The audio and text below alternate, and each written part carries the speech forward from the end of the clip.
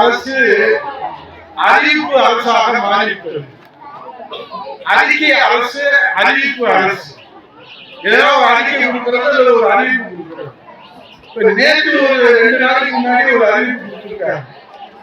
உங்களோட ஸ்டாலின், நாட்டுடைய முதலமைச்சர், அவர் ஒரு திட்டம் கொடுக்கிறார். உங்களோட ஸ்டாலின், உங்க வீட்டுல ஸ்டாலின், உங்க வரவேற்பறையில ஸ்டாலின், உங்க பாத்ரூம்ல ஸ்டாலின் மட்டும்தான் சொல்லல. காமாட்சி வேற எல்லாமே சொல்லிட்டாங்க.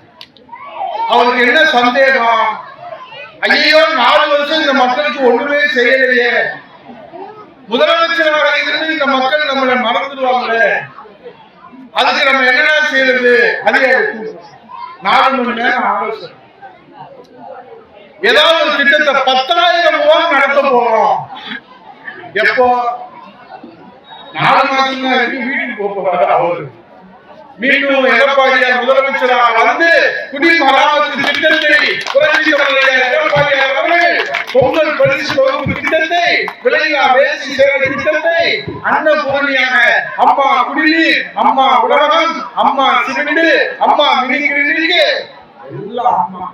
இப்ப இருக்கிறதெல்லாம் சும்மா, வேற ஒன்றும் எல்லாத்தையும் நிறுத்திட்டான்.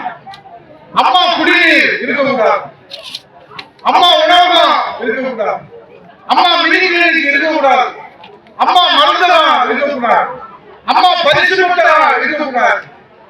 ஏன்டா அம்மா இல்லாம எதுவுமே இருக்கிறவங்க எல்லாம் அந்த குழந்தைய வச்சு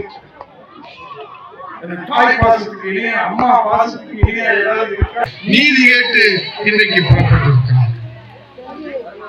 நீ கேட்கலாம், உதயகுமார் மனு வாங்குறது தப்பா? தப்பு இல்ல, மனு வாங்குங்க. எதிர்கட்சியா இருக்கிற போது மனு வாங்குனீங்க, பெட்டியில பூட்டுனீங்க, சாவி எங்கன்னு தெரியும். என் அண்ணன் காமாட்சியில தான் கேட்கறது, சுந்தர் சாவி எங்க? சாவியை காணும். சுந்தர்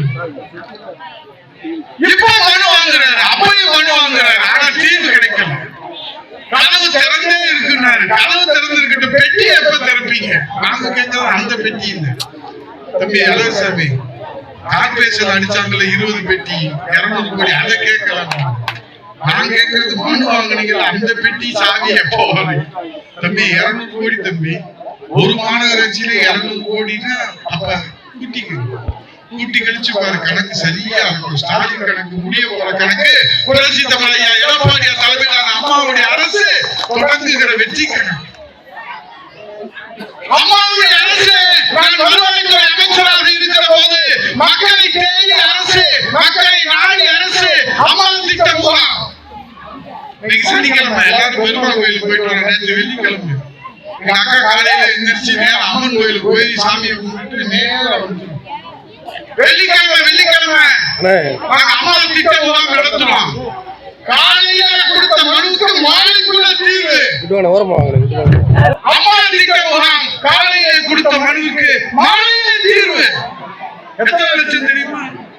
நான் போய் சொல்லல, ஆத்தாவை கும்பிட்டு வந்து சொல்றேன். 68 லட்சம் மனுக்களுக்கு தீர்வு கண்ட அம்மா திட்ட முகாம். அதுதான் மக்களை தேடிய அரசு, மக்களை நாடிய அரசு, மக்களுக்கான அரசு.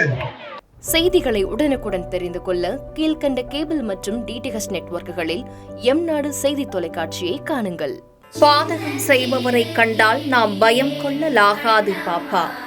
மோதி மிதித்துவிடு பாப்பா, அவர் முகத்தில் உமிழ்ந்துவிடு பாப்பா. அண்மை செய்திகளை உடனுக்குடன் தெரிந்து கொள்ள இணைந்திருங்கள் எம்நாடு தொலைக்காட்சியுடன்.